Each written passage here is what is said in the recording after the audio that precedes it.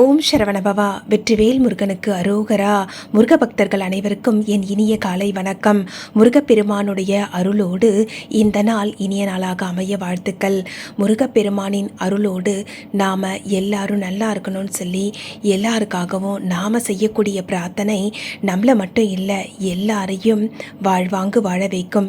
ஏன்னா நாம் நல்லா இருக்கணும்னு நினைக்கிறத விட மற்றவங்க எல்லாரும் நல்லா இருக்கணும்னு நினைக்கக்கூடிய நல்ல மனசே முருகனுடைய பாதத்தை நாம் சரணடையக்கூடிய அற்புதமான வாய்ப்பை நமக்கு பெற்றுத்தரும். முருகப்பெருமானுடைய அருள் பரிபூர்ணமாக கிடைக்கிறதுக்கு நாம் சிந்தனைகளை நல்லபடியாக தெளிவாக வச்சுக்கிட்டாலே போதும். தூய மனதோடு முருகான்னு ஒரே ஒரு முறை அழைச்சா போதும், முருகப்பெருமான் ஓடோடி வந்து நம்மளோட கஷ்டம் எல்லாத்தையும் தீர்த்து வைத்து காப்பார் அப்படிங்கிறது சர்வ நிச்சயம். முருகப்பெருமான் வழிபாட்டில் முக்கியமானது தூய்மையான மனதோடு அவரை வழிபட வேண்டும். எந்த விதமான கெட்ட எண்ணங்களும் நமக்குள்ளே இருக்கக்கூடாது. எல்லாம் வல்ல முருகப்பெருமானின் அருளை பெற மிகச்சிறந்த எளிய வழியும் இதுதான்.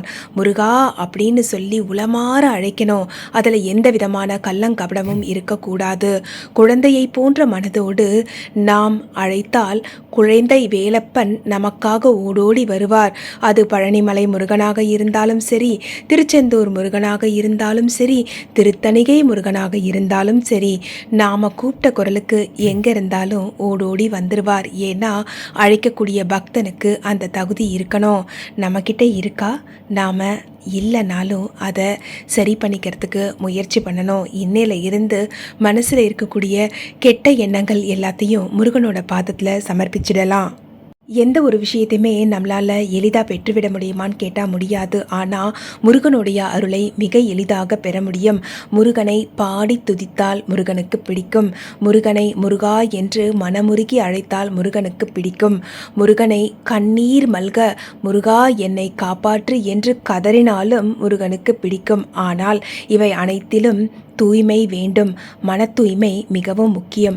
அதோடு அழைத்தால் முருகப்பெருமான் ஓடோடி வருவார். முருகான்னு சொல்லி நாம் கூப்பிடும்போதே ஓடோடி வரக்கூடிய முருகப்பெருமான் அவருடைய அற்புதமான நூல்களாகிய கந்த சஷ்டி கவசம், கந்த குரு கவசம், முருகப்பெருமானுடைய அருட்கொடையாகிய திருப்புகழ், இதில் எவ்வளவோ எளிய திருப்புகழ்கள் இருக்குது. அது எல்லாத்தையும் நாம் கற்றுக்கிறதுக்கு முயற்சி பண்ணலாம். அப்படி கற்றுக்க முடியலனாலும் தினமும் ஒரு திருப்புகழை கேட்குறத வழக்கத்தில் வச்சுக்கலாம்.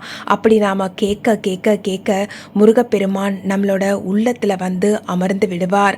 அப்போ பார்த்தீங்கன்னா நம்ம உள்ளத்தில் முருகன் வந்து அமர்ந்து விட்டால் அந்த இடத்துல தூய்மைக்கு என்ன குறைச்சல் இருக்க முடியும்? உள்ளே இருக்கக்கூடிய அழுக்கு, கெட்ட எண்ணங்கள், மற்ற சிந்தனைகள் எல்லாம் முருகப்பெருமான் நம்மளோட மனதில் வந்து அமர்ந்து அந்த கணம் தொட்டு ஓடத் தொடங்கிவிடும். அந்த நிமிஷத்துலேருந்து நாம் பரிபூர்ணமாக பரிசுத்தமாக மாறிடுவோம். இப்படி நாம் முருகனை அற்புதமான எண்ணங்களோடு அற்புதமாக வழிபாடு செய்யும் போது முருகன் நமக்கு அருள் செய்யாமல் வேற யாருக்கு பண்ண போறாரு? அதனால் முருக வழிபாட்டில் மிகவும் முக்கியமானது மன தூய்மை. மன தூய்மையோடு நாம் முருகனை அணுகினாலே போதும். மற்றவை அனைத்தையும் முருகன் பார்த்து கொள்வார். நமக்கு என்ன வேணும்னு சொல்லி நம்ம கேட்கணும்னு அவசியம் இல்லை. நம்மளை படைச்ச அந்த முருகனுக்கு தெரியாதா நமக்கு என்ன வேணும்னு சொல்லி? நீ கேட்டாலும் கேட்கலனாலும் உல தூய்மையோடு நீ அவரை வணங்கும் போது நீ கேட்பதை விட பல மடங்கு பெரிதாக வாரி வழங்கக்கூடிய வள்ளல் தான் முருகப்பெருமான். 12 கையோன் 12 கரங்களால் முருகப்பெருமான் வாரி வழங்குவதை பெறக்கூடிய தகுதியை நாம் பெற்றிருக்கிறோமா அப்படிங்கிறத மட்டும்தான் நாம் சிந்திக்கணுமே தவிர்த்து மற்ற எல்லாத்தையும் முருகன் கிட்ட ஒப்படைச்சிடலாம். அவர் வாரி வழங்குவதை பெறக்கூடிய தகுதியை நாம் வளர்த்து கொள்ள வேண்டும். மிகவும் எளிது, மிக மிக எளிது. முருகா முருகா முருகான்னு தினமும் சொல்லிக்கிட்டே இருங்க. உங்களுக்குள்ளே இருக்கக்கூடிய கெட்ட எண்ணங்கள் எல்லாம் பறந்தோடுவதை உங்களால் உணர முடியும். நல்ல சிந்தனையோடு முருகநாமத்தை சொல்லி சொல்லி முருகனின் அருளை நம்மால் எளிதாக பெற முடியும். முருகப்பெருமானின் நாமத்துக்கு மிஞ்சிய மருந்து வேறு ஏதாவது இருக்க முடியுமா என்றால் கிடையாது. நீங்கள் முருகான்னு கூப்பிட்டாலும் சரி, குமரான்னு கூப்பிட்டாலும் சரி, கந்தான்னு கூப்பிட்டாலும் சரி, கடம்பான்னு கூப்பிட்டாலும் சரி, சண்முகான்னு கூப்பிட்டாலும் சரி, வடிவேலான்னு கூப்பிட்டாலும் சரி, எந்த பேரை சொல்லி கூப்பிட்டா அடுத்த கணமே ஓடோடி வந்து காக்கக்கூடியவர் தான் முருகப்பெருமான். முருகப்பெருமான் மட்டும் இல்லை, அவருடைய வேலும் மயிலும் சேவலும் எல்லாமே நமக்காக இருக்கும்போது யாமிருக்க பயமேன் என்று சொல்லும் கந்த கடவுள் இருக்கும்போது நாம் எதுக்கு பயப்படணும்? எந்த கவலையும் வேணாம். இனி எல்லா கவலையையும் என் அப்பன் முருகன் பார்த்துக்குவான்னு சொல்லி சதா சர்வகாலமும் முருக சிந்தனையில் இருக்க பழகினால் போதும். முருகப்பெருமானுடைய பரிபூர்ண அருளை பெறலாம்.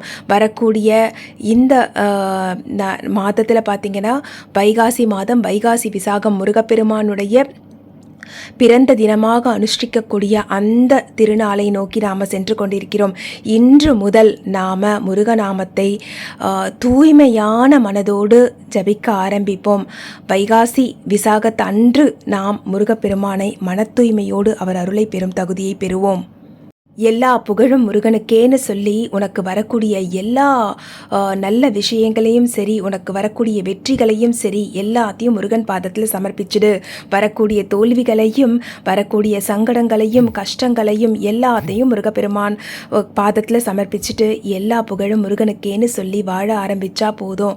முருகப்பெருமானுடைய பரிபூர்ண ஆசீர்வாதம் நமக்கு நிச்சயமாக கிடைக்கும். மற்றும் ஒரு அற்புதமான பதிவோடு உங்கள் அனைவரையும் மீண்டும் சந்திக்கிறேன். நன்றி, வணக்கம். ஓம் சரவண பவா. வெற்றிவேல் முருகனுக்கு அரோகரா, சக்திவேல் முருகனுக்கு அரோகரா, ஞானவேல் முருகனுக்கு அரோகரா, கந்தவேல் முருகனுக்கு அரோகரா, குமரவேல் முருகனுக்கு அரோகரா, வடிவேல் முருகனுக்கு அரோகரா, வெற்றிவேல் முருகனுக்கு அரோகரா.